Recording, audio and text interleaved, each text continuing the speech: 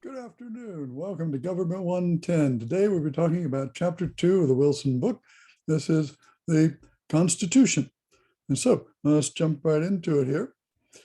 3 points I want to make today. Today's talk about the Constitution. One, the US Constitution was very much an experiment in enacting the principles of the Enlightenment, right? It's written in the late 18th century and is based on the principles and ideas of three main Enlightenment thinkers that I'll talk about in a second.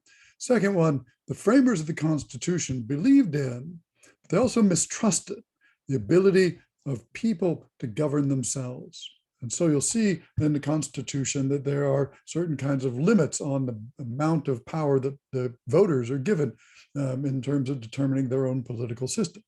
Third thing is that race, gender, and class informed the Federalist and the Anti-Federalist views on the Constitution, as well as American history and politics ever since then. As I mentioned, the Constitution is based on the ideas of three main Enlightenment thinkers: Thomas Hobbes down to the left, John Locke in the middle, and Jean-Jacques Rousseau to the right. All three of these are what are known as social contract thinkers. That is, they wrote about the way in which humans interact with each other to form a government for the benefit of the society. Thomas Hobbes, writing earliest during the time of the English Civil War, saw humans as living in a state of, humans who lived in a state of nature before civilization had, as he says, no arts, no letters, no society, and which is worst of all, continual fear and danger of violent death, and a life of man, solitary, poor, nasty, brutish, and short. For Locke, for Hobbes, what humans needed was a social contract, a contract between people to trade some of their freedom in return for security. And this is what made civilization possible, he said, was that everybody agreed to accept the limits on their freedom in order to live in a more secure setting. John Locke, another English thinker writing later, said that humans in a state of nature were not so much as bad as Hobbes thought, but rather equal and independent, with the natural right to defend their life, liberty, their life, health, liberty, or possessions. So for Locke, the social contract required consent of the governed to preserve their inalienable natural rights to life, liberty, and property, i.e., that the people entered into a social contract with a state, but the state required the consent of the people to govern them. If the state lost the consent of the people, the state lost legitimacy. Jean-Jacques Rousseau, a French thinker, said that man is born free and everywhere he is in chains. What Rousseau saw as the social contract was the consent of the governed. That is, the general will means liberation comes not by constraining others, as Hobbes said, but rather by being part of a community. And so Rousseau's notion of social contract was that this is something all members of the community work on constantly, that this is a need to constantly update and realign the social contract. And out of Rousseau's ideas, the Americans took the idea of regular elections. Second point here is that the framers of the Constitution believed that the people should have a say in their government. They wanted it to be a democratic government, but not a complete democracy. That is, they wanted a representative democracy. When the framers of the Constitution met in Philadelphia in the summer of 1787, James Madison of Virginia came with a plan that he proposed, and it came to be known as the Virginia Plan. And basically what Madison proposed was that the Constitution should create a legislative branch with supreme power in the government. The legislation should have power over the executive branch of the government and over the states. And so for Madison, a strong central government was essential. The strong central government, he thought, this legislative branch anyway, should be elected directly by the people. The people should have a direct say in who their representatives were. And he believed that representation should be apportioned by population. Places that had a higher population got more representatives in Congress, he thought. Places with smaller populations should get lower numbers of representatives. James Madison was an anti-federalist. He came up with a plan during this meeting called the New Jersey Plan. Patterson was from New Jersey.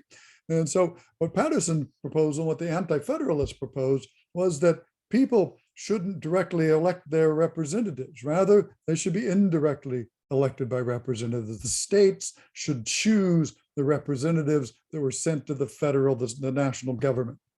The Patterson Plan gave seats in this new national Congress according to the number of states. So there are 13 states. That meant basically a 13-person legislature that would be, in which all the representatives would be appointed by their respective states, rather than being elected by the population and not distributed by population.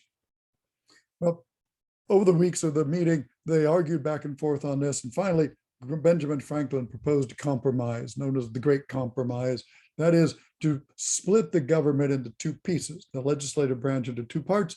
One, a House of Representatives, which would be based on population, and direct election by the voters. And then a Senate, which would represent the states. The Senate would have 2 senators from each state, and they would be chosen by the state legislatures. The Constitution does not allow for direct election of senators by the people. That doesn't come till much later, the 20th century, before there's an amendment to the Constitution that makes the senators directly elected by the people. There are 3 principles in the Constitution that reflect this mistrust of the masses, if you will. Representative democracy, that is, the people elected others to represent them. And you can see this in a number of ways. One is the Electoral College. In the United States, voters don't vote directly for the President of the United States every 4 years. Rather, voters elect electors for each state, and those states then cast their electoral votes in the first week of January. So the Electoral College meets before then, but Congress then meets in the first week of January to certify that presidential election. And so the states have a disproportionate effect on the outcome of presidential elections, because states get electoral votes according to their representation in Congress. More representation in Congress, like California, gets more electoral votes, but there's a minimum number of electoral votes. So even states with very small populations, like Wyoming or Montana, get a disproportionate number of electoral votes. And so they can have a disproportionate effect on the outcome of a presidential election. Second thing is, as I said, indirect election of senators. And then the third way in which the mistrust of the masses is reflected is that representatives, though they're elected directly by the people, they only have 2-year terms and have to be reelected. The idea was that the framers thought that members of the House of Representatives might be more prone to more radical, wild kinds of ideas. And so there should be a Senate that would be kind of above them to control the House, and the representatives should be changed every couple of years. So in case the voters in their ignorance voted for an inappropriate person, they could be replaced after 2 years. The second thing, which is reflects the kind of mistrust of government in general, is the American system of federalism. This means that power is shared among the federal, state, and local levels of government. In this system, the Constitution divides power between the federal government and the states. And what it does is it enumerates certain powers in in the early articles, Article 1 of the Constitution, which spells out what the Congress has power to do: create a post office, various kinds of things like that. Those are enumerated powers exclusive to the federal government. Things like signing treaties with foreign governments, declaring war, those are powers only the federal government can exercise in this system. Reserved powers are those reserved to the states. That is, these are powers that only the states can exercise. Things like criminal prosecution, trials, regulating business within the state, various kinds of things like that. Concurrent powers are things that are shared by federal and state levels of the government. That is, things like taxation is a concurrent power that both those levels have. Third thing is separation of powers. The framers of the Constitution were very concerned about the possibility of an executive branch gaining too much power. They didn't want the president to be a king. They didn't want George Washington to become King George of America. And so the framers of the Constitution implemented separation of powers between the three branches and created a system of checks and balances so that none of the three branches of government have exclusive power. That is, they have to depend upon the other branches for approval or other kinds of things, in order to get anything done. For instance, the legislative branch has what's called the power of the purse. The Constitution says that spending money has to be initiated by Congress, cannot be initiated by the president. The executive has the power of appointment. That is, the president appoints members of the Supreme Court. He appoints ambassadors, he appoints other kinds of positions, but those have to be approved by the US Senate, again, by the legislative branch. The judicial branch has the power of review. That is, any laws passed by Congress and then signed by the president can be subjected to review by the US Supreme Court about their constitutionality. And the Supreme Court has the power to overthrow or undo laws passed by the other two branches. And so this creates a system of checks and balances and separation of powers, which the framers of the Constitution hoped would have the effect of making it difficult for the federal government to actually do very much.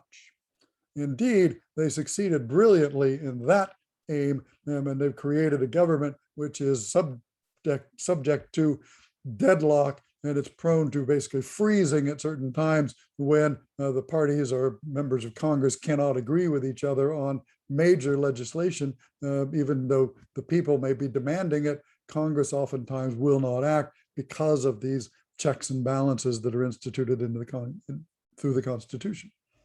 Third thing to consider here is the role of race, class, and gender in the Constitution, i.e., this issue of states' rights, which was pushed by the anti-federalists. They wanted to make sure that states had more power than the central government. Why? In part because states wanted to protect slavery. States in the South, like South Carolina, Georgia, North Carolina, and others had slavery. They wanted to protect that institution of slavery, and they were concerned that a strong central government would be able to overturn their ability to protect slavery. So states' rights has been part and parcel of protection of slavery, was until the time of the end of the Civil War in 1865, when the 13th Amendment outlawed slavery in the United States. But even then, states were able to use state laws like Jim Crow laws, black codes, and other kinds of things to prevent the freed people from exercising their full rights under the Constitution. Second thing is property rights.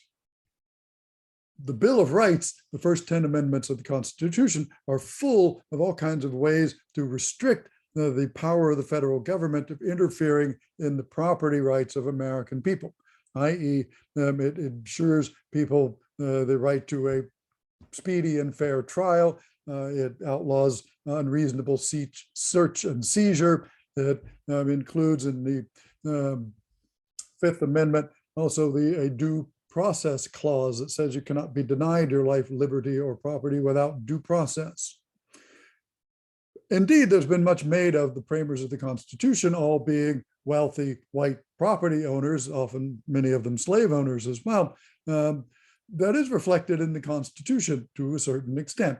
Now, were they acting only in the basis of their upper class rights? You can debate that. That's been debated considerably over the last few decades. More liberal versions of the Supreme Court have tended to restrict, to expand the notion that the federal government can interfere in the property rights of companies and wealthy people in various kinds of ways, through taxation, through breaking up of trust, etc.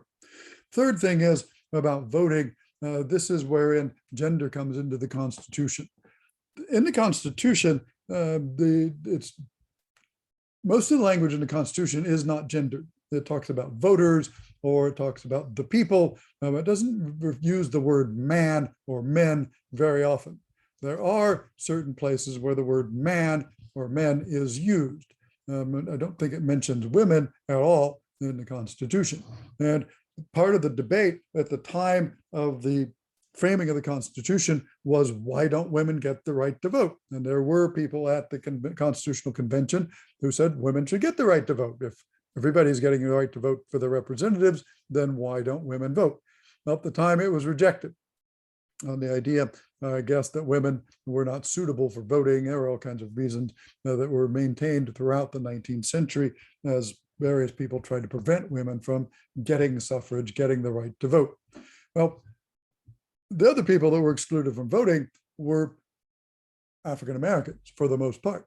There were some who got the right to vote because they were free African Americans, but slaves, who made up about 3.5 to 4 million people in the southern states, were excluded from voting early on. That is, the Southerners, the slave owners, declared these people property, and therefore rejected the idea that they should have a right to vote or say in their own governance. Northerners who opposed slavery said, well, wait a minute, if these people don't vote, then they don't get counted in terms of how many representatives are apportioned to each state. So slave states would get far fewer representatives in Congress if those slaves were not counted.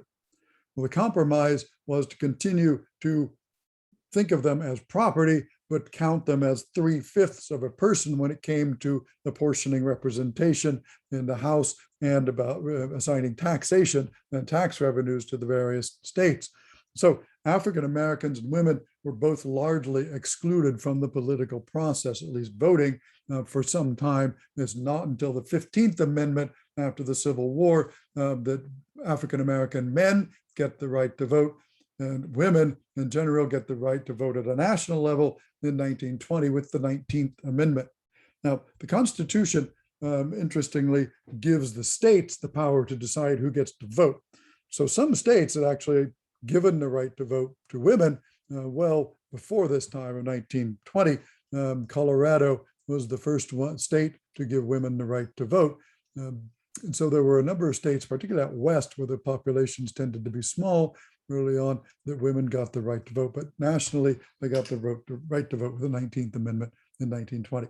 Okay, I'm going to stop there. These are the 3 points then about the Constitution that I think you should pay attention to as you read Wilson's chapter 22 and as you complete the various assignments for chapter 2 this week. Okay, we will stop there. But thank you for coming today, and we will see you next time.